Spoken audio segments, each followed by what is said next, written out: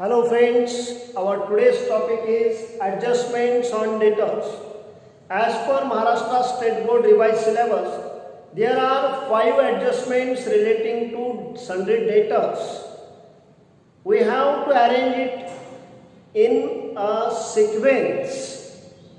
First one is unrecorded sales. Previous video के अंदर मैंने आपको ये बहुत डिटेल में समझा है, इसकी लिंक आपको मिल जाएगी डिस्क्रिप्शन के अंदर। Second adjustments, bills receivable dishonoured. Bills receivable क्या होता है? जिन कस्टमर्स को हमने क्रेडिट सेल किया है वो हमारे डेटर्स है।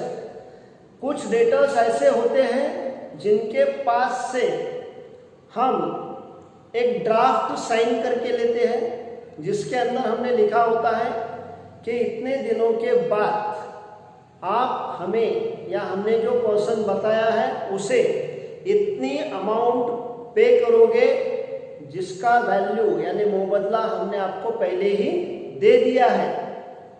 इस डॉक्यूमेंट पर डेटर साइन करके हमें देता है, उसे हम कहते हैं ड्राविंग। तो ये जो डॉक्यूमेंट है रिटर्न डॉक्यूमेंट है वो हमारे लिए क्या है?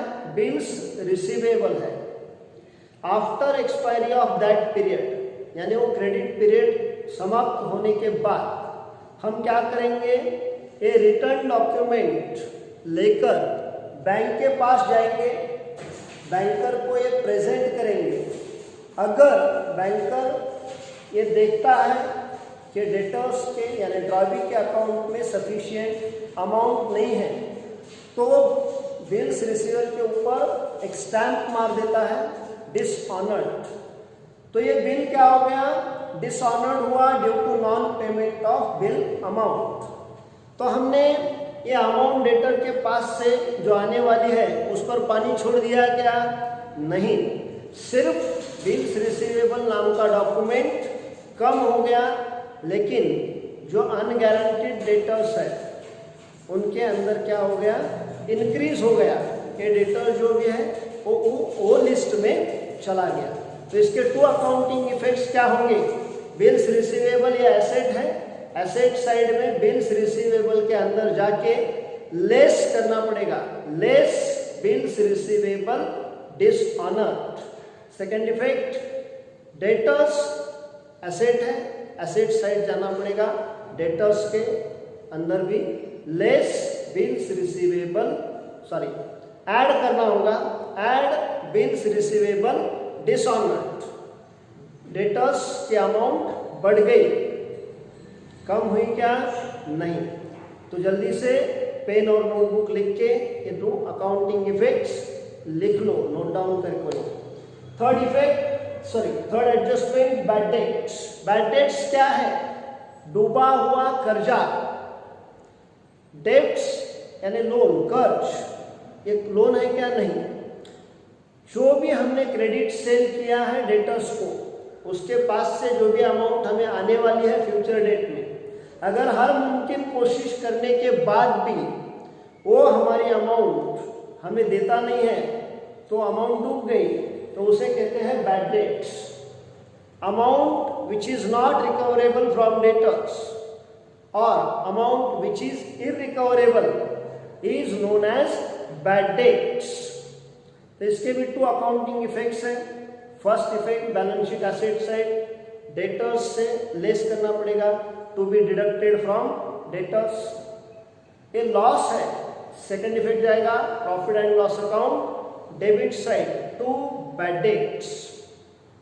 नेक्स्ट एडजस्टमेंट, RDD और RBDD, reserve for doubtful debts और reserve for bad and doubtful dates.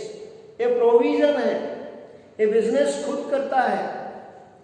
Practice ऐसी होती है, जो भी पूरे साल हम क्रेडिट सेल्स करते हैं उसके अंदर कुछ डेटर्स ऐसे होंगे जो हमारी अमाउंट या तो कम देंगे या देंगे ही नहीं, ऐसा हमें लगता है। इसलिए हम हर साल 2-3% समथिंग डेटर्स की अमाउंट रिकवर नहीं हो सकती है ऐसा मान के इसकी प्रोविजन करते हैं, लॉस का प्रोविजन कर देते हैं। 100% अमाउंट डूब गई है क्या? नहीं, ये बिजनेस फर्म ने खुद होके प्रोवाइड किया है। इसे कहते हैं रिजर्व फॉर डाउटफुल डेट्स। तो इसके भी दो अकाउंटिंग इफेक्ट्स हमें देने पड़ते हैं। फर्स्ट इफेक्ट होगा डेटर्स कम हो जाएंगे, balance sheet asset side to be deducted from debtors. Second effect कहाँ जाएगा? Profit and loss account debit side, क्योंकि ये लॉस है, to RDD। Next adjustment discount on debtors. Debtors को डिस्काउंट दिया, यानी after sale at the time of recovery, amount वसूल करने के वक्त ये डिस्काउंट हमने दे दिया। ऐसा कैसा? क्रेडिट सेल भी करो, अमाउंट रिकवरी के टाइम उसको डिस्काउंट भी दो, ये क्या है भाई? ऐसा सवाल आपके मन में आना लाजमी है। तो इसका जवाब है ऐसा डिस्काउंट क्यों देते हैं? To encourage habit of prompt payment among our debtors, such type of discount is to be given and it is known as discount on debtors। ये भी बिजनेस का इनडायरेक्ट एक्सपेंस कंसिडर किया जाता है। इससे क्या हो गया? डेटर के पास से आने वाली जो अमाउंट है वो कम हो गई, यानी फिर हमें जाना पड़ेगा balance sheet asset side. First effect to be deducted from debtors, debtors से माइनस कर दो। और सेकंड इफेक्ट फिर से जाएगा profit and loss account debit side to discount on debtors. तो ऐसे हैं 5 एडजस्टमेंट। इसका जो सीक्वेंस होता है, अगर पहले 2 एडजस्टमेंट्स प्रॉब्लम में हैं, इसमें से अगर कोई भी एडजस्टमेंट आता है तो ये पहले हमें सॉल्व करना पड़ता है, इसके इफेक्ट देने पड़ते हैं। वो देने के बाद जो भी डेटर्स की अमाउंट बचती है उससे बैड डेट्स माइनस करने होते हैं।